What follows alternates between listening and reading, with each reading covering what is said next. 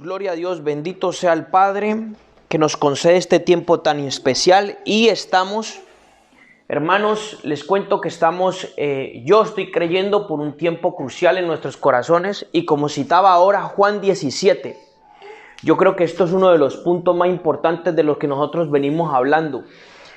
Lo que citaba ahora en Juan 17, cuando Jesucristo ora por los discípulos, dice en uno de los versos, no recuerdo qué verso es exactamente, pero sé que está allí, dice, y esta es la vida eterna. ¿Cuál es la vida eterna? En que te conozcan a ti, Padre, el único Dios verdadero, y a Jesucristo, a quien has enviado. Verso 3, entonces, esto es lo más importante, por eso orábamos contra la ignorancia. En todo este tiempo venimos hablando de que el pueblo ha sido ignorante. Vamos a meternos todos en el mismo costal, de que hemos sido ignorantes, ¿cierto? Que hemos ignorado la palabra, que el pueblo tiene pereza, que el pueblo no hace lo que tiene que hacer o no tiene la esencia del Padre. ¿Estamos de acuerdo? Haciendo un resumen un poco de lo que hemos estado tocando en todos estos últimos, quizás 4 jueves, sumando algún domingo, ¿no? Y que todas estas cosas se han convertido en instrumentos que lleva al pueblo a la ignorancia. Y la ignorancia es sinónimo de incredulidad, de duda, o sea, porque claro, si yo desconozco qué es ignorancia, la ignorancia no es una persona bruta, ¿no? Hay quien decía, no, usted es un ignorante como un insulto de bruto, pero no tiene nada que ver con una persona bruta, sino la ignorancia es desconocer, ¿no? Es desconocer la verdad o desconocer una verdad. Entonces, obviamente, si usted y yo, como hijos del Señor, desconocemos lo que el Padre nos ha dado, obviamente, pues tenemos un gran problema allí. Tenemos un gran problema. Entonces, creo que por eso tenemos que orar en contra de la ignorancia, pero más que orar, actuar en contra de ella. Como lo hemos estado hablando. Tener tiempos de disciplina, tener tiempos de compromiso, tener tiempos de diligencia, tener tiempos de perseverancia, que esto va a ir venciendo la ignorancia, que romper con la distracción, con aquello que nos desenfoca, poner nuestra mirada en las cosas celestiales y soltar las cosas terrenales, poner nuestra mirada en Jesucristo, el autor y consumador de la fe, y todo esto lo que va a ir haciendo en nosotros es el enfoque correcto, levantar altar, el altar somos nosotros, ¿ok? Y entonces esto lo vamos a enlazar con lo que voy a compartir hoy, que es tremendamente importante. Voy a dar solamente la premisa del templo, de que somos templo. Vamos a hablar del verdadero templo, ¿listo? Que es lo más importante, o sea, si nosotros tenemos en cuenta el antiguo pacto y tenemos en cuenta cuál fue la voluntad de Dios de por qué un templo, nosotros vamos a llegar a una conclusión espiritual hoy en día. Pero antes de analizar el antiguo pacto, vamos a ver primero en Primera de Pedro.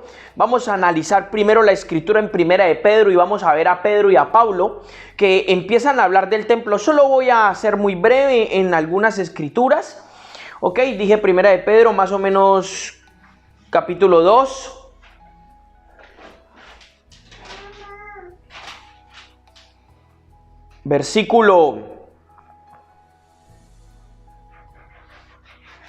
Vamos a leer desde el versículo 4.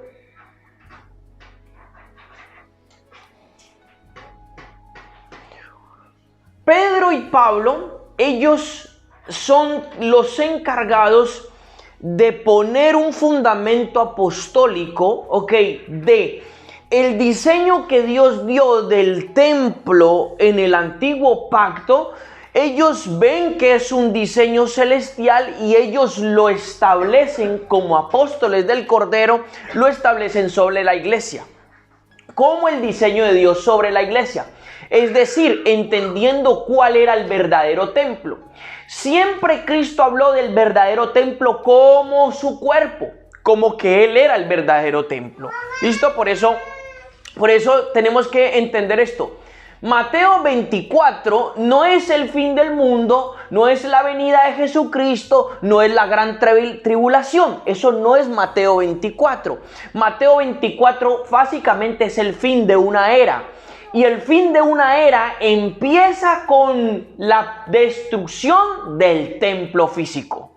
Ok, los primeros versos es la destrucción del templo físico, es lo que ellos le dicen, es lo que él le dice a sus discípulos. Ustedes ven todo eso, piedra sobre piedra no quedará, va a venir el juicio de Dios. Ese es el fin de esa era, porque Cristo iba a establecer realmente el templo, el verdadero templo. Entonces, todas las cosas del antiguo pacto eran una sombra de lo perfecto, que era Cristo. Entonces, Pedro y Pablo, yendo a Pedro y Pablo, ellos una vez entendiendo el diseño del cielo, entonces ellos lo establecen, y vamos a ver escrituras como estas. Por ejemplo, primera de Pedro capítulo 2, versículo 4, él le dice a la iglesia: acercándoos a él, a Jesucristo, piedra viviente, desechada ciertamente por los hombres, pero dice, escogida, preciosa ante Dios. Y ahora se dirige a nosotros, a todos nosotros, y nos dice: vosotros también sois edificados como piedras vivientes, casa espiritual para un sacerdocio santo, a fin de que, o sea, como propósito de qué, de ofrecer sacrificios espirituales aceptables a Dios por medio de Jesucristo.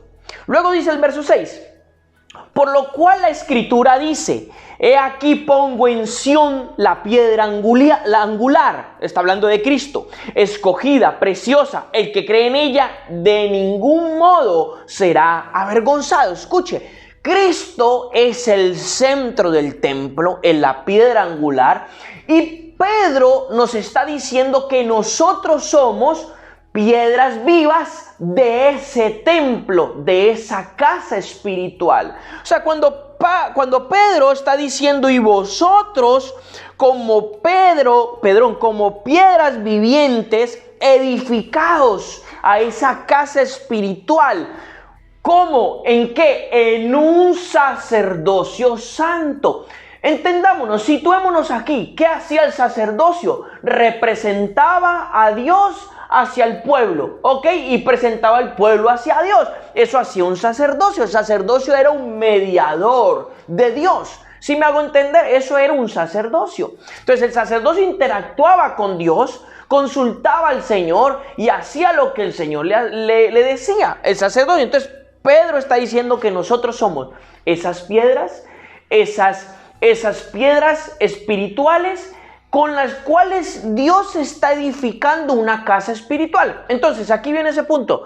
Somos una casa espiritual tanto a nivel comunitario, a nivel internacional, global, local, no sé cómo usted quiera llamarlo, pero también somos una casa espiritual a nivel individual.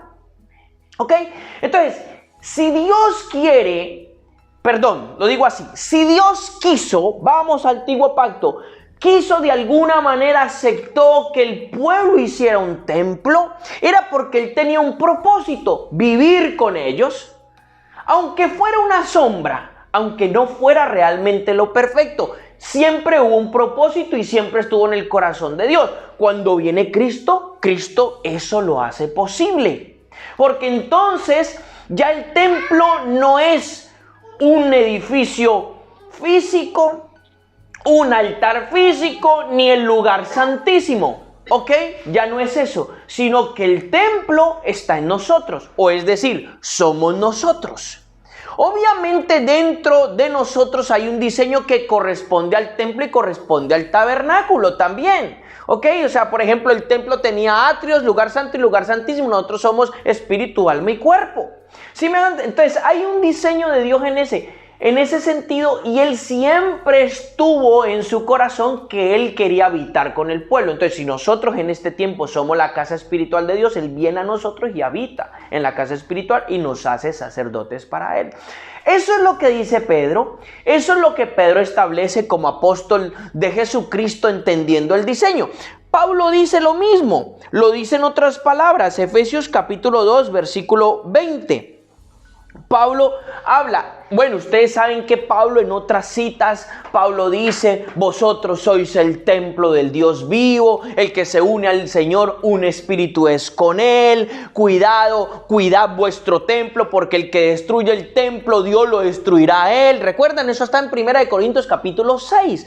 O sea, Pablo, antes de leerle Efesios, Pablo cita y dice, cuidado que vosotros sois el templo, y él está hablando de los pecados inmorales. Cuidad vuestro templo, porque la casa de Dios, ¿cierto? ¿Estamos de acuerdo? Eso es 1 Corintios capítulo 6. Y él le dice, el que se une al Señor, un espíritu es con él. Si alguien destruye el templo de Dios, es decir, nuestro cuerpo, si no cuidamos, destruimos nuestro cuerpo, dice, Dios le destruirá a él. Tremendo, ¿no? Como dice Pablo este tipo de cosas. Entonces va a decir aquí en el verso 20, 2:20 de Efesios, dice, edificaos sobre el fundamento de los apóstoles y profetas. Estamos hablando de que apóstol Pedro y apóstol Pablo establecieron un fundamento, un diseño de que habla el templo, ¿cierto? Ok, ellos vieron que desde el antiguo pacto, ellos vieron un diseño celestial, pero que quizás era una sombra, quizás el pueblo lo idolatró, muchas cosas se pervirtieron, obviamente, pero que ellos lo establecen en la nueva época, llamémoslo así, nuevo pacto a partir de Jesucristo. Y esto es algo muy importante. ¿Dónde comienza el nuevo pacto? Si usted mira su Biblia, el nuevo pacto no comienza en Mateo, no comienza allí. ¿Dónde comienza el nuevo pacto? ¿Dónde comienza el nuevo pacto? ¿Dónde comienza el nuevo pacto? En la última cena, en lo que es conocido la última cena. ¿Por qué? Porque ahí es donde Cristo pacta y dice, este es el nuevo pacto en mi sangre. Entonces, cuando Cristo, eso que hacen el canon bíblico que pone Nuevo Testamento, Antiguo Testamento y la hojita y todos esos rollos, eso lo que hace es confundir a la gente. Entonces, la gente tiene que entender que el nuevo pacto comienza cuando Él va a derramar su sangre en la última cena. Ahí comienza el nuevo pacto, ahí comienza la nueva era de la iglesia, ahí comienza el nuevo templo. ¿Sí me hago entender? Ahí comienzan las nuevas cosas que Dios quería establecer. Ahí se establece, cuando viene el Espíritu Santo sobre la iglesia, se establece lo que decía Jeremías y lo que decía Ezequiel. ¿Qué decían esas profecías? No recuerdo ahora mismo los números, las citas bíblicas, pero me las sé. Dice, he aquí vienen días donde haré un nuevo pacto con la casa de Israel. No como el pacto antiguo, sino un nuevo pacto donde pondré mis leyes en sus corazones y pondré mi espíritu en ellos y ellos me conocerán y yo seré su padre. ¿Sí recuerdan esa palabra? Ahí aquello se establece con Jesucristo, nuevo pacto. Y él habla de la casa de Israel, no hablándole solamente a los israelitas o a los judíos, está hablando a la nueva Israel celestial, porque la Israel nunca se limitó a la Israel terrenal, sino que la Israel para Dios siempre estuvo en el corazón de él como todas las naciones. ¿Sí me hago entender? En Jeremías 31. Jeremías 31, ¿qué? 33 dice esa palabra, también lo dice Ezequiel. Ok, entonces, hablando entonces, volviendo a Pablo, edificados pues sobre el fundamento de los apóstoles y profetas, siendo Jesucristo la piedra angular. Escuche, ¿como qué? Como el centro. ¿Qué quiere decir piedra angular? Tenemos que entender esa expresión. La piedra angular, ok, si usted habla con alguien de construcción, es lo más importante de la construcción. Ok, es el fundamento, es lo más importante. Sin esa piedra, esa edificación no se construye, se cae. Entonces, cuando él dice, siendo Cristo la piedra angular, él está hablando, ok, de lo más importante que tiene que ver en la edificación. Y luego dice, en él, o sea, en la piedra angular, en Jesucristo, dice, en él cada edificio, escuche, aquí está, cada edificio, dice, cada edificio. O sea, cada uno de nosotros somos un edificio espiritual. Dice, cada edificio está siendo estructurado y crece hasta ser un santuario santo en el Señor. Fíjese lo que está diciendo, escuche, póngame atención. Cada edificio, somos un edificio, somos un templo. Es lo que Dios siempre ha querido. Entonces dice, cada edificio está siendo estructurado. ¿Qué es estructurarse? Dice esta versión estructurado. La versión de las Américas dice, está siendo bien ajustado. Está siendo bien ajustado. Esa palabra griega lo que está diciendo es, está siendo organizado, unido estrechamente, bien coordinado, bien concertado. Entonces mire, cada edificio en Cristo, en Él siendo el fundamento de esa edificación, dice, está siendo bien coordinado, bien estructurado, bien edificado. Tiene que poner atención a esto porque entonces, escuche, usted va a entender cuál es la clave de ser un verdadero templo en el Señor. Entonces dice que en Él está siendo bien estructurado, bien coordinado y dice, y crece hasta ser un santuario santo en el Señor. Un santuario santo. ¿Qué quiere decir? Un santuario separado. Escúcheme, aquí le voy a decir algo. Si usted y yo vamos a escoger de parte de Dios ser un santuario, un templo para el Señor, necesariamente tiene que ser santo. Y santo no es el cuello tortuga, santo no es la visión o la perspectiva religiosa de santidad. Santo, lo voy a resumir de esta manera, santo es usted para el Señor. Toda su vida entera para el Señor. Es decir, si el templo no es santo, no es templo de Dios. ¿Ok? Fíjese lo que le estoy diciendo. Fíjese lo que le estoy diciendo. Es decir, si usted no se rinde para el Señor, hemos estado hablando de rendir nuestra voluntad, hemos estado hablando de muchas cosas, pero si usted y yo no nos rendimos para el Señor, no es templo de Dios. Será templo de yo no sé qué, o de cualquier otra cosa, pero no es templo de Dios. ¿Sí me puede entender? Es sumamente importante. Entonces dice, el santuario santo en el Señor. En Él, otra vez, ¿en quién? En Jesucristo, la piedra angular. En Él también vosotros sois juntamente edificados, construidos, ¿para la qué? Para la morada de Dios en el Espíritu. Para la morada de Dios en el Espíritu. Para que Dios more, viva. ¿Qué hizo Dios cuando Salomón, que ahora vamos allá, y ellos presentaron el templo? Supuestamente Dios llegaba a vivir al templo, ¿cierto? ¿Recuerdan Ezequiel capítulo 8? Cuando Ezequiel, el Señor le muestra todas las fechorías de la gente que estaba en el templo, de todos los servidores del templo, y dice, y la gloria del Señor abandona la casa y abandona el templo. ¿Por qué? Porque no era santo. Porque no era santo. Porque lo habían corrompido.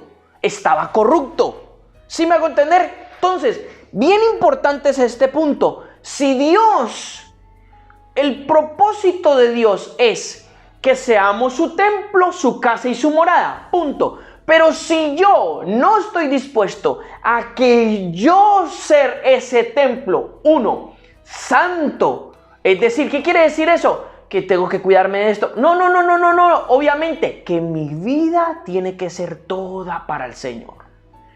Entonces no seré templo. Y si yo no soy templo, Dios no vive en él. Y si Dios no vive en él, no hay nada. ¿Sí me hago entender? Entonces, Pedro y Pablo entendieron el diseño de ser verdadero templo. Dije que Jesucristo juzgó el templo físico, juzgó la antigua manera de vivir. E Israel decayó no por años, sino por siglos. E Israel decayó tanto que él corrompió. E Israel idolatraba al templo. Y le voy a decir otra cosa. Israel idolatraba la Torá.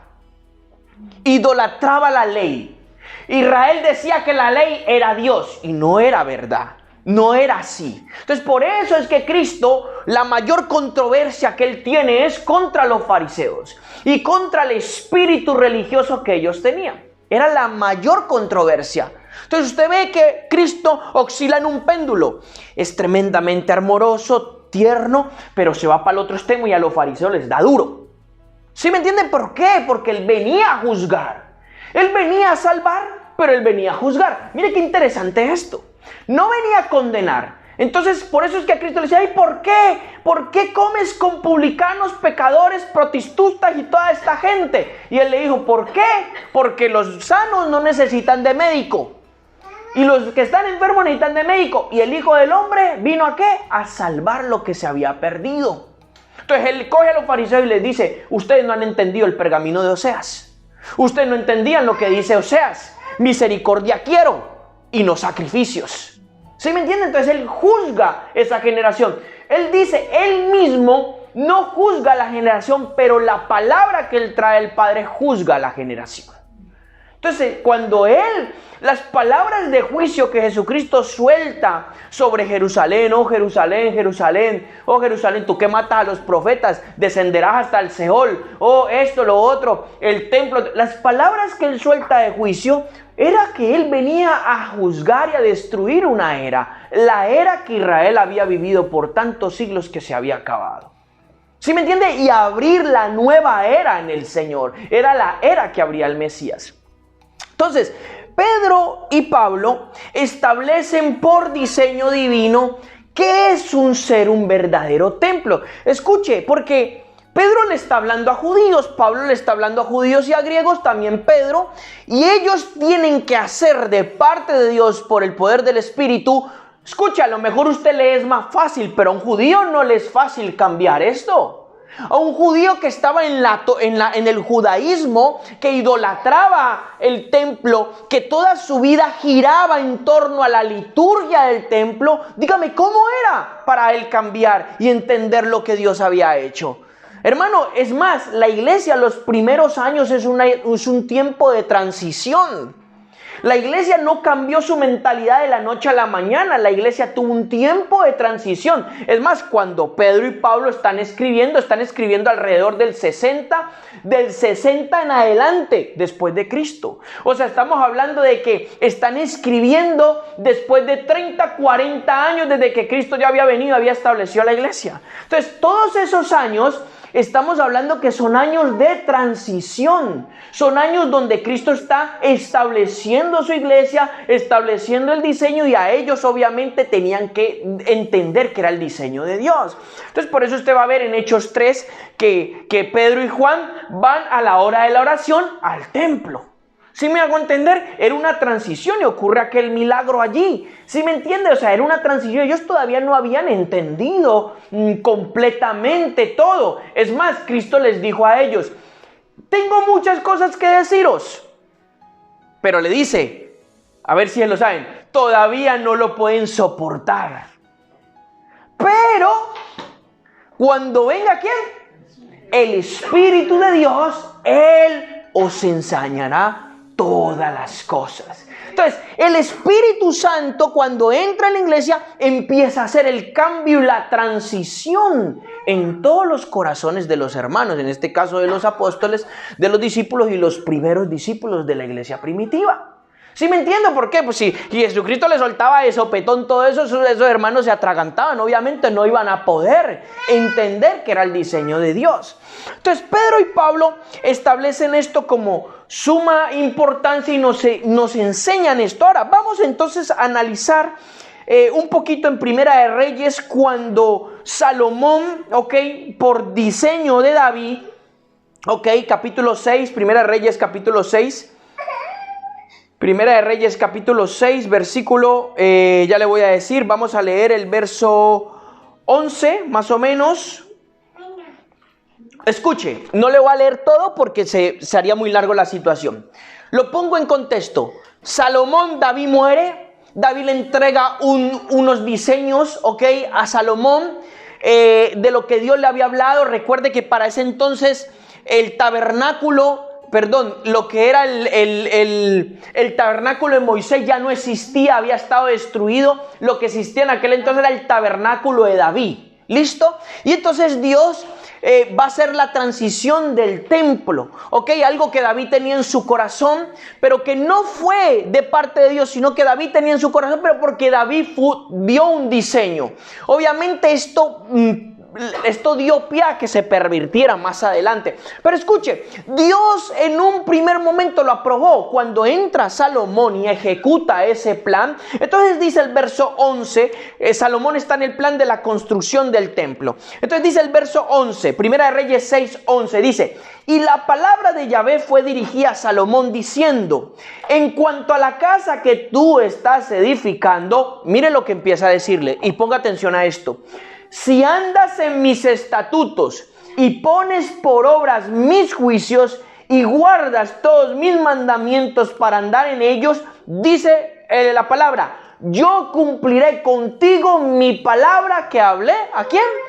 A tu padre David. Y mire, escucha lo que dice la textual, el verso 13: tabernaculizaré en medio de los hijos de Israel y no abandonaré a mi pueblo Israel. Mira lo que dice. Dice el verso 13, en la otra versión dice habitaré, habitar o viviré. Entonces dice tabernaculizaré. Ok, es difícil de pronunciar esa palabra. Ok, entonces dice, escuche, esto le asemeja a Juan 1, cuando Cristo vino y ¿qué? Se vino y tabernaculizó. Ok, escuche, pero lo interesante es esto. Cuando Salomón está en este proceso, en el tiempo de la dedicación del templo de Salomón, coincide proféticamente ¿con qué? Con la fiesta de los tabernáculos. Es re interesante esto, analizar cómo el cronos de Dios, o digámoslo así, el kairos de Dios estaba totalmente señalado con lo que estaba hablando. Y todo era un mensaje divino al verdadero tabernáculo, a Cristo. Entonces dice, él le dice hasta ahí. Vamos a leer desde el verso 19. Todos esos versos en adelante empiezan a hablar de cómo Salomón construye, cómo adorna, todo eso, o sea, todo está... Reyes describe la construcción del templo con sumo detalle. Y aquí le voy a lanzar una perla que no se la voy a descifrar, pero solamente la voy a dejar para que usted medite en esto. En el verso 19 dice así, de 6:19, dice: entonces preparó por dentro el santuario interior. Está relatando el templo y cómo está siendo construido. Dice, al fondo de la casa para colocar allí el arca del pacto de Yahvé. No la habían puesto. Y dice, el santuario interior, escuche, ¿qué es el santuario interior? El lugar santísimo. Y dice, el santuario interior tenía, escuche por favor, 20 codos de largo, 20 codos de ancho y 20 codos de alto. Y lo recubrió de oro puro y el altar lo recubrió de cedro. Escuche, 20 por 20 por 20, 20 codos, son números redondos. Escuche, el lugar santísimo era una habitación perfectamente cuadrada, perfectamente cúbica. Bueno, hermano, listo. Vamos a Apocalipsis capítulo 21. Ahora, ¿qué tiene que ver el lugar santísimo que estaba construyendo Salomón con la Jerusalén celestial? Pues hermano, tiene todo que ver. Tiene todo que ver. Apocalipsis 21, versículo 16. Dice, todo este capítulo está relatando muchas características de la Jerusalén celestial. Solo quiero soltarle esta premisa. Versículo 16 y dice, y la ciudad, hablando de la Jerusalén celestial, dice, estaba sentada ¿en qué? En un cuadrado. Interesante, en un cuadrado. Y dice, su longitud, tanto la anchura, midió la de la ciudad con la vara, 12,000 estadios. Su longitud de anchura y de altura son iguales. Fíjese, es decir, la Jerusalén celestial tiene un diseño también cúbico, cuadrado. Es decir, aquí hay un mensaje y hay un diseño de Dios con todo esto. Todo lo que Dios estableció desde un principio tenía un diseño celestial y hablaba de algo perfecto. Cuando Apocalipsis, no voy a hablar de la Jerusalén celestial hoy, solamente quiero soltarle esta premisa. Cuando Apocalipsis habla de la Jerusalén celestial, es una ciudad, pero también dice es la iglesia. Fíjese, dice que es la ciudad de Dios, pero también dice es la iglesia. Entonces, Dios desde un principio y desde antes de la fundación del mundo, su propósito cuando Él crea a Adán era habitar con ellos. Luego pasó todo lo que pasó, ustedes ya saben lo que pasó, el hombre se desvió, y a lo largo de la historia y la era, Dios va poniendo diseños y sombras de lo que iba a ser perfecto en Jesucristo. Es decir, cuando hablamos de la Jerusalén celestial y la Jerusalén celestial no necesita sol porque la luz del Cordero la ilumina, estamos hablando del verdadero templo. Estamos hablando de la verdadera hábitat de Dios con los hombres o de los hombres con Dios, en este caso con sus hijos. Entonces es interesante que para el tiempo de Salomón, el lugar santísimo era perfecto, era cúbico. Y es interesante que para el tiempo de la Jerusalén celestial, que esto es una visión celestial de Juan, es que cúbica, perfecta. Le dejo eso, porque aún los números, si usted va a calcular número y base, se va a sorprender lo que puede llegar a ver en esa situación. Entonces, pasando a otro tema, solo le quería soltar esa premisa. Pásese a otra vez a Reyes, pero en este caso el capítulo 8. Primera de Reyes, capítulo 8. Ok, en el capítulo 8 del versículo 1 usted va a ver que Salomón ya ha construido la casa y aquí viene el punto que dice la consagración de la casa. O sea, el templo, cómo él lo consagra. Entonces dice, verso 1, cuando Salomón hubo terminado de edificar la casa de Yahvé y su propia casa, después de 20 años, el rey Salomón hizo reunir a todos los ancianos de Israel en Sión para llevar el arca del pacto de Yahvé desde la ciudad de David, la cual es Sión, y en el mes de Etanim. Escuche, dos cosas que usted ve aquí. Antes, cuando él va a consagrar la casa, trae el arca del pacto. El arca del pacto, ¿qué representa? La palabra y la presencia del Señor. O lo que es lo mismo para nosotros, la palabra y el Espíritu. Ok, entonces él va a traer el arca, estaba en el tabernáculo en la ciudad de David, la cual David le había puesto Sión. Sión no es un lugar físico, si bien es cierto, Sión le llamó a David a esa zona de David, Sión es el lugar o el monte de Dios. ¿Sí me hago entender qué estaba pasando? Todo lo que estaban viendo en el cielo, digo así, por ver algo no quiere decir que el cielo está allí. Ok, todo lo que estaban viendo en el cielo lo estaban reproduciendo en la tierra. Recuerde cómo era Cristo. Venga tu reino. Venga tu reino. Entonces David, de alguna manera, todo lo que él pudo ver por la gracia del Señor, lo estaba reproduciendo en la tierra. ¿Sí me hago entender? Entonces dice ahí, los sacerdotes alzaron el arca y a la tienda de reunión, voy a estudiar el verso 4, pasé al verso 4, y a la tienda de reunión y todos los utensilios sagrados que había dentro del tabernáculo, los sacerdotes y los levitas los subieron. Y el rey Salomón y toda la asamblea de Israel que se había reunido con él estuvieron delante del arca. Escuche, sacrificaron ovejas, bueyes, que no pudieron ser contados ni calculados por su gran cantidad. Y los sacerdotes introdujeron, mire lo que dice, el arca en su lugar en el santuario interior de la casa, o sea, en el lugar santísimo, debajo de las alas de los querubines, porque los querubines extienden las alas sobre el lugar del arca, de modo que los querubines cubren el arca y sus varas por encima.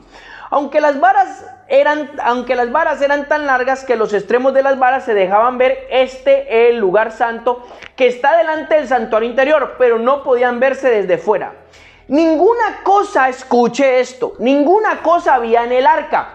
Para el tiempo de Salomón, ya todas las cosas que habían en el arca, por ejemplo, la vara de Aarón, las tablas del pacto y la copa que dice Hebreos, ya no estaban, solamente había una cosa, dice, ninguna cosa había en el arca, excepto las 2 tablas de piedra que Moisés había colocado allí en Horeb, donde Yahvé había ¿qué?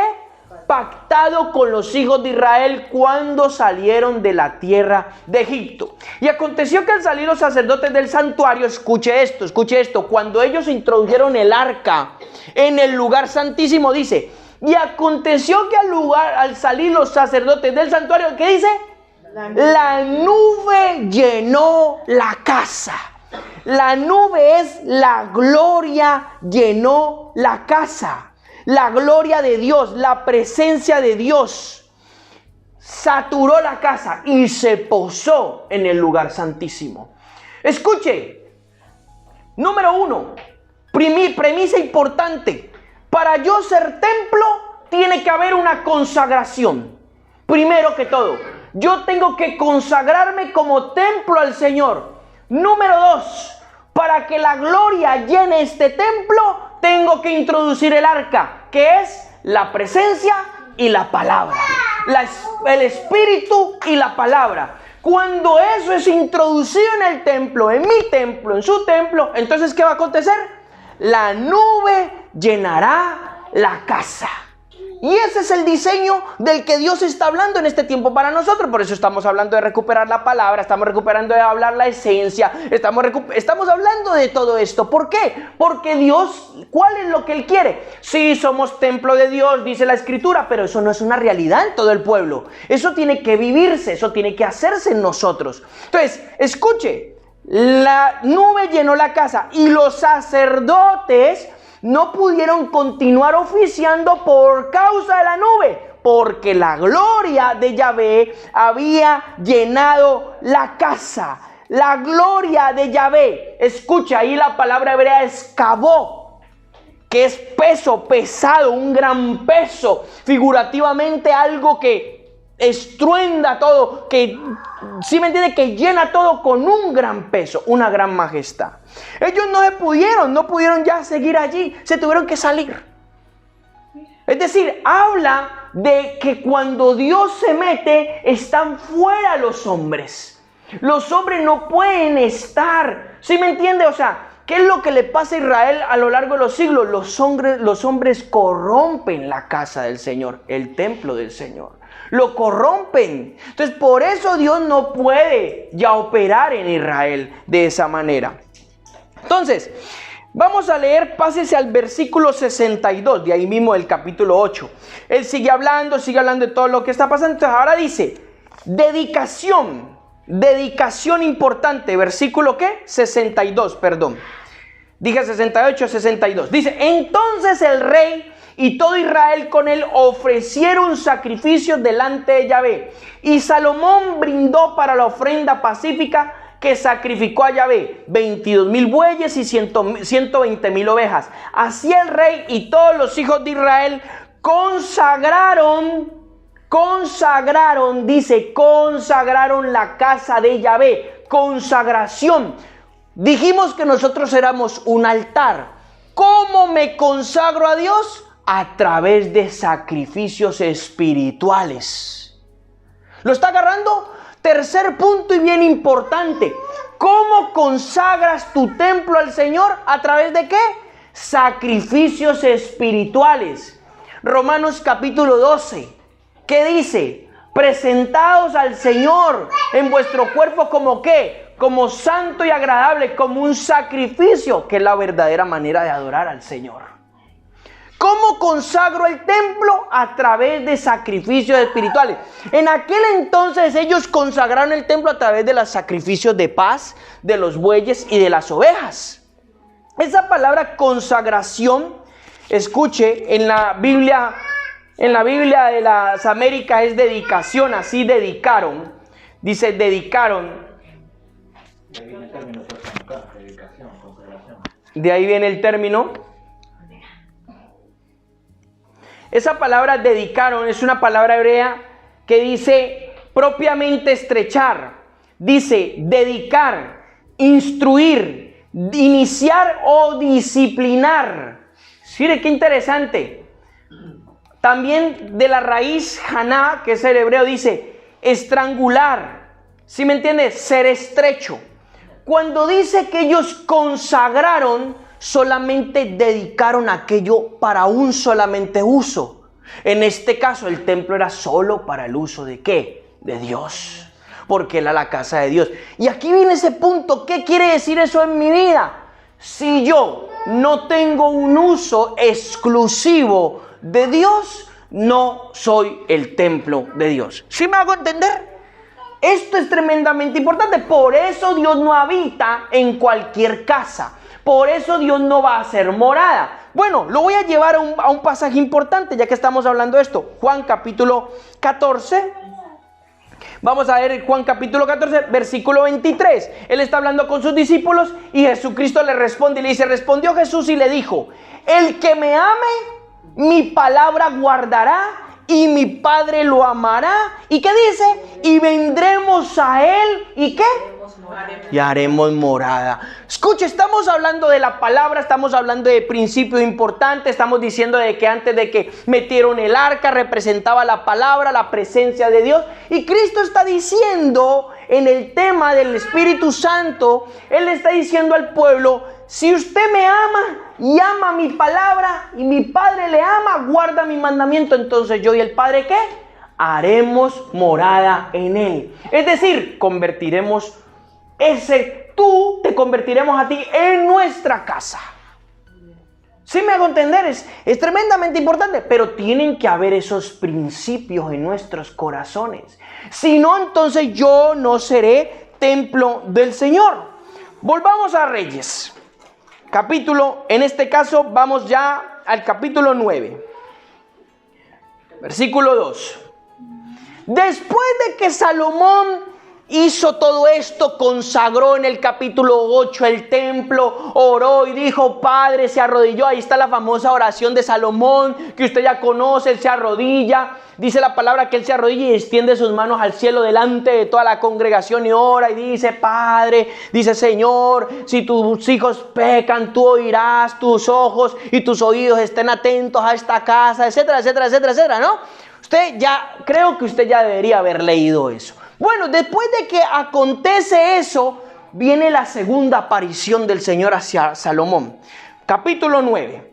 Dice, versículo 2. Y Yahvé se le apareció a Salomón por segunda vez, como se le había aparecido en Gabaón. Y Yahvé le dijo, he escuchado tu oración y tu súplica que has hecho en mi presencia.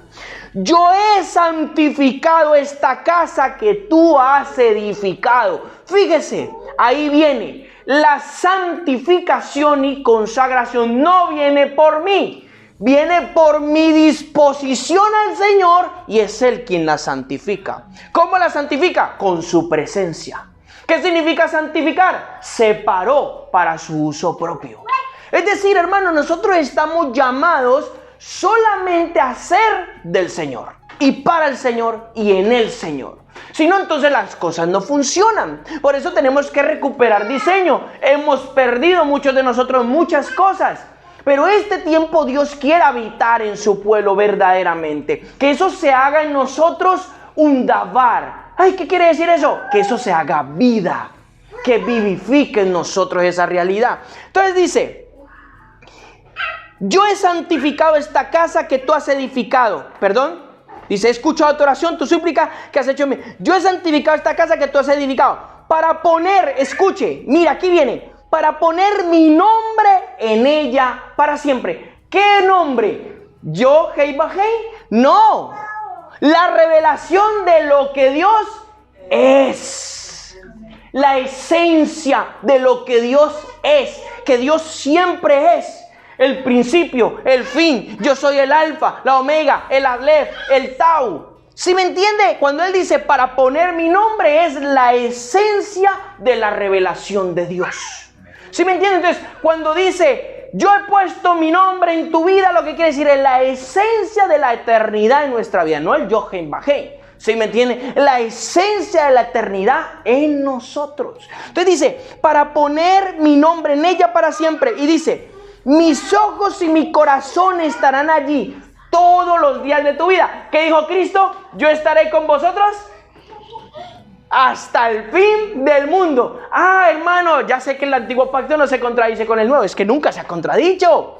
Nunca se ha contradicho. Dice el Señor allí, yo estaré para siempre. Dice Cristo, yo estaré con vosotros hasta el fin del mundo. Nunca os dejaré.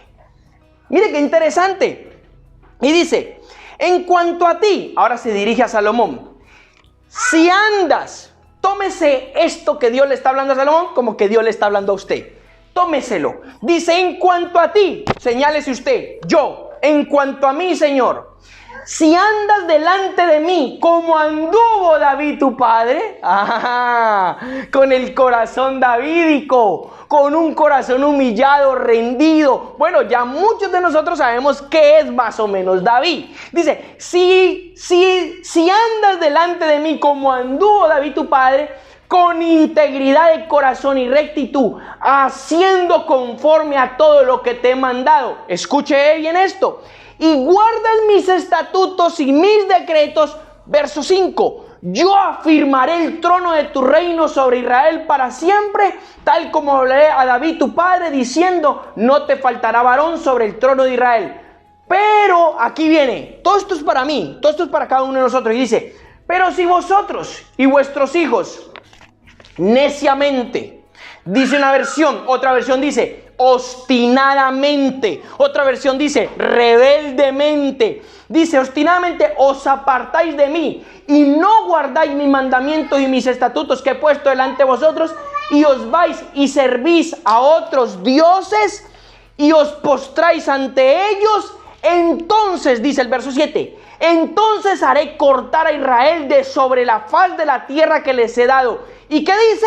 Y apartaré mi presencia de la casa que he santificado para mi nombre, e Israel vendrá a ser un refrán y escarnido entre todas las naciones. Mire qué dice. ¿Por qué se apartó la gloria de Dios en Ezequiel 8? Por eso mismo. Porque se apartaron. ¿Por qué se puede apartar la gloria de Dios y la presencia de Dios en nosotros? Porque nos hemos apartado y hemos desviado nuestro corazón obstinadamente a adorar lo que no tenemos que adorar. No, yo no estoy postrándome delante de ninguna imagen. No, pero tal vez tienes un ídolo en tu corazón. El ídolo de la desobediencia. El ídolo de X. El ídolo de Y. ¿Sí me entiendes? Dice, si os apartáis, vendrán a ser... Y dice, verso 8. Y todo el que pase por esta casa, antes sublime, que fue lo que le pasó a Israel, antes sublime, se asombrará y se burlará y preguntará, ¿por qué ha hecho así Yahvé a esta tierra y a esta casa? Y responderán, porque abandonaron a Yahvé su Elohim, que sacó a sus padres de la tierra de Egipto y se aferraron a otros dioses y se postraron ante ellos y les sirvieron. Por eso Yahvé trajo sobre ellos todo este mal. ¡Wow! Todo esto tiene que venir para nuestra vida. O sea, fíjese que como el Señor le exhorta a Salomón, le dice, usted ya sabe cuál es el desenlace de todo esto. Salomón se aparta, Salomón peca, todo el pueblo se desvía, todo se descarría y todo se viene abajo. Todo Israel fracasa. ¿Sí me hago entender? Después de que Dios tuvo misericordia una y otra vez. Entonces, las premisas más importantes que nosotros tenemos que tener en este tiempo es, ¿vamos a ser templo de Dios verdaderamente? Eso requiere de nosotros ciertas acciones contundentes y disposiciones de nuestro corazón, tal como hemos visto. Porque si no, entonces no podremos ser la casa de Dios y mucho menos llevar la gloria de Dios, que es decir, llevar su presencia en nosotros. Y obviamente, como hemos leído en estos pequeños versos, solamente el Señor nos quiere para nosotros, nosotros todo para Él. Y eso es lo que nosotros tenemos que entender en este tiempo. Por eso venimos hablando de lo que venimos hablando y el Espíritu Santo está poniendo la palabra que está poniendo. Porque necesitamos encajar con el verdadero diseño, encajar a lo que nosotros somos. Amén. Creo que esto es sumamente importante, que nosotros lo tenemos que asimilar. Y esto va a despertar nuestro corazón. Tenemos que disponernos. Si siguiéramos leyendo la majestuosidad con la que Salomón construye el templo, entonces eso le va a decir algo. Le va a decir cuál es la majestuosidad que usted tiene que preparar para el Señor. ¿Me hago entender? Le hago esta analogía. Si leyéramos la majestuosidad de la Jerusalén celestial, entonces eso me va a decir algo. Me va a decir lo que yo tengo que preparar para el Señor. Es tremendamente importante ese punto. Amén. Creo que es un punto bien importante que nosotros tenemos que asimilar en este tiempo.